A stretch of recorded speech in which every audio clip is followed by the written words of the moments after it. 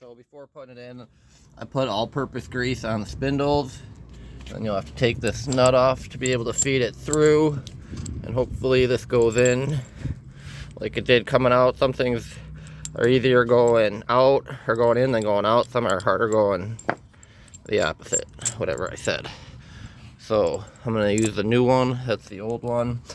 And then I'm going to try and feed it up above that, right back in through. See if I can set this camera up here. Get where you can see. I don't know. I'm just going to point it right there. Looks good. Alright, so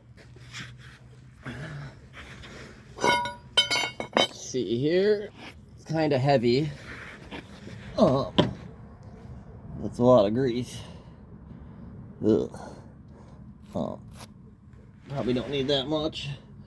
So I'm gonna bring it up in through here. Be careful not to scrape the rubbers.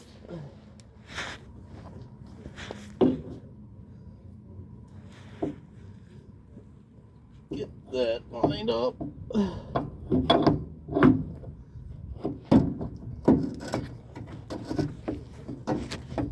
Alright, I'm just gonna set it there. Kind of set it there. And then make sure these spindles line up.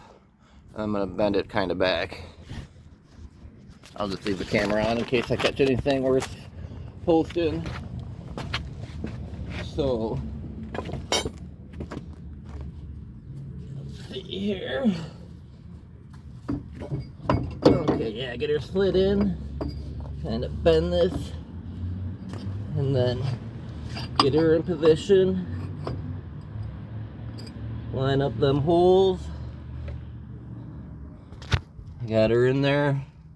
Got the spindle lined up. Got them holes lined up. I'm going to start threading in them bolts. So, get these started. Easier said than done. Try this one here. You get the point.